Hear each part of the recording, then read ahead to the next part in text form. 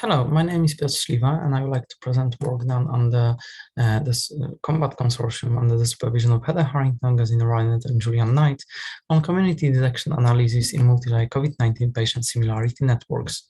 Our dataset contains more than 115 COVID-19 patients, as well as severe flu, sepsis, and convalescent patients, and healthy volunteers for whom blood samples were taken and multiple modalities were assayed, including cell composition data, plasma proteomics, transcriptomics, and multiple other modalities, as well as rich clinical characterization.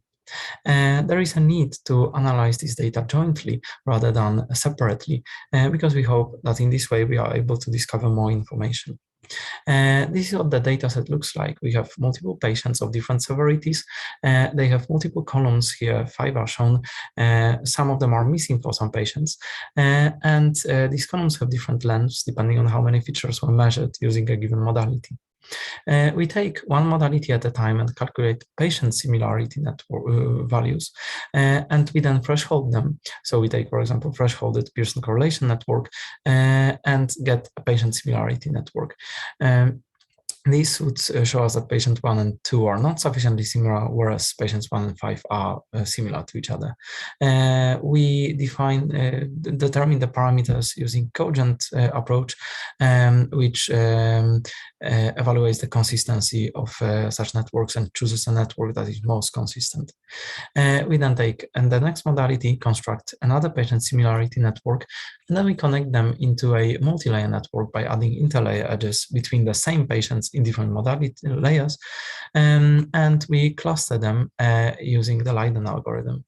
Then we explore the communities that we detect using the Reactome pathway database, as well as important clinical pathways such as hallmark coagulation, JAK-STAT signaling pathway, and response to corticosteroids, which are all differentially active in our clusters. And this is what a multi-layer patient similarity network looks like for these 5 modalities. We also explore other modalities. We get 5 clusters, and clusters 0 and 1, when we overlay the clinical information on top of the clusters that we found out using molecular information. Clusters 0 and 1 are mostly hospitalized COVID cases, 2 and 4 mostly non-hospitalized cases, and sepsis is mostly concentrated in cluster 3. When we zoom in, we can see that cluster 0 is containing the more severe cases of COVID, and cluster 2 is containing the healthy volunteers, in contrast to cluster 4, which does not have them. We then explore whether these how well this clinical classification is retained in our clusters. So we calculate adjusted round index and normalized mutual information, taking the clinical description as the ground truth and our clustering as our prediction. And we see that timsTOF recovers this information best when we use only one modality to create a network. But when we use all modalities, our multi-layer approach performs the best, so recovers this clinical classification best. We then calculate activity of different pathways, here immune system pathways, and we show the differential activities. So here nodes represent different clusters and connection between them, description on the label, which pathways are differentially active. Between them, we only show up to 3 most significant pathways, and we show that clusters 0 and 1 do have differential activities of important pathways, as well as clusters 0 and 3 and all the other combinations apart from 2 and 4. We then visualize them as a hierarchical pathway activity tree. So comparing clusters 0 and 1, we see that the more severe COVID patients, which are in cluster 0, they have higher activity, as shown by the red circles, in adaptive immune system, as well as these more granular pathway categories, signaling by interleukins and ion influx, efflux at host pathogen interface.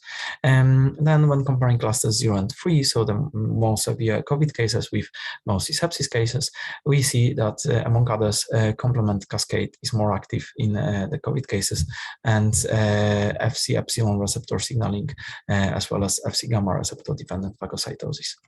We then calculate similar metabolism of lipids pathway network. We show differential activities in a number of different pathways between these clusters. And we again illustrate them as this hierarchical representation and show that the more severe COVID cases have higher activity in phospholipids metabolism and fatty acids metabolism, and they have a lower activity in biosynthesis of specialized pro-resolving mediators when comparing between clusters 0 and 3 on the right.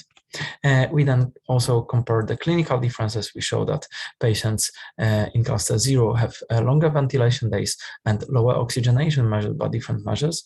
And this is similar in comparison between cluster 0 and 3. So cluster 0 again has worse oxygenation and longer ventilation days. And we show that our method is principled and it represents a general approach to integrate multiple molecular health data modalities. Our approach enables classification of larger number of patients with higher quality in our single layer networks, and the clusters discovered in our unsupervised way from molecular data correspond to the major clinical states. They refine them through finding differential pathway activities, and our clusters are separated by important clinical variables. I would like to thank my supervisors, Gesine Reiner, Julian Knight, and Heather Harrington, and all the people involved in the Combat project, both on the data analysis and the data generation side, as well as the patients. Thank you.